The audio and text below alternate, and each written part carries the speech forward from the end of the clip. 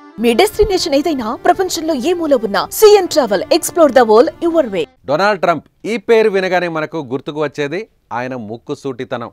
గతంలో అమెరికా ప్రెసిడెంట్గా ఉన్నప్పుడు కఠిన నిర్ణయాలు తీసుకున్న విషయం మనకు తెలిసిందే. అమెరికా మెక్సికో బార్డర్, అక్రమ వలసదారులు, ఉగ్రవాదానికి వ్యతిరేకం వంటి అనేక క్లిష్టమైన సమస్యలకు ఒకే ఒక్క మీటింగ్లో ముగించేశారు.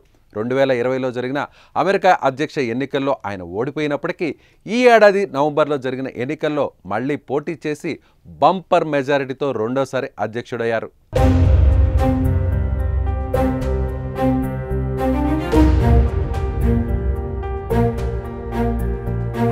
అమెరికా అధ్యక్షుడు జో బైడెన్ మరికొన్ని రోజుల్లో పదవి నుంచి తప్పుకోబోతున్న క్రమంలో మరణ శిక్ష అనుభవిస్తున్న 40 మందిలో 37 మందికి శిక్ష తగ్గించారు. ముఖ్యంగా మరణ శిక్షను అనుభవిస్తున్న వీరికి జీవిత ఖైదును ప్రసాదించారు. అయితే దీనిపై ఇటీవలే అమెరికా ఎన్నికల్లో గెలిచిన డొనాల్డ్ ట్రంప్ స్పందించారు. బైడెన్ నిర్ణయం సరైంది కాదని తెలిపారు. అలాగే విపరీతమైన హింసాకాండ సృష్టించి మరణ శిక్ష అనుభవిస్తున్న వారికి శిక్షలను తగ్గించడంలో ఎలాంటి అర్థం లేదని అనిపిస్తుందని చెప్పారు.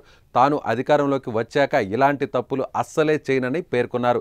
తాను ప్రెసిడెంట్గా బాధ్యతలు స్వీకరించిన వెంటనే రేపిస్టులకు, తీవ్రమైన నేరాలకు పాల్పడే వారికి మరణ శిక్ష విధిస్తానని అన్నారు. అమెరికాలోని కుటుంబాలను, పిల్లలను ఇలాంటి నేరస్తుల నుంచి కాపాడడానికి మరణ శిక్షను కఠినంగా అమలు చేసేలా న్యాయశాఖను ఆదేశిస్తానని తెలిపారు.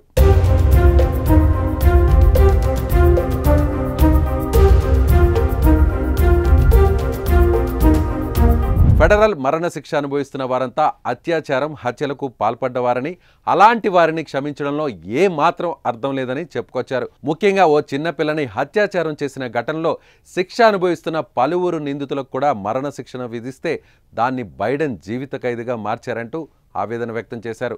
అలాంటి వాళ్ళను అస్సలు వదిలిపెట్టకూడదని చెప్పుకొచ్చారు.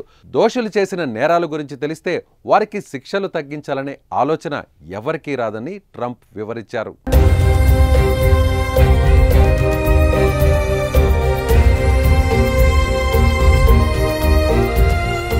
అమెరికాలో మొత్తం 50 రాష్ట్రాలు ఉన్నాయి. అయితే 27 రాష్ట్రాలు మాత్రమే మరణశిక్ష అమల్లో ఉంది. తీవ్ర స్థాయి నేరాలకు పాల్పడిన వారికి ఈ శిక్షను విధిస్తారు. అక్కడ 1988 నుంచి ఇప్పటి వరకు 79 మందికి మరణశిక్షను విధించగా కేవలం 19 మందికి మాత్రమే శిక్షను అమలు చేశారు. అయితే డొనాల్డ్ ట్రంప్ హయాంలో కేవలం 6 నెలల వ్యవధిలోనే 13 మందికి మరణశిక్షను అమలు చేశారు. దాదాపు 20 సంవత్సరాల తర్వాత ఉరిశిక్షలను అమలు చేసిన ఘనత ట్రంప్కే సొంతమైంది. ట్రంప్ ఎంతటి కఠిన నిర్ణయాలు తీసుకుంటారని దీన్ని బట్టే అర్థం చేసుకోవచ్చు.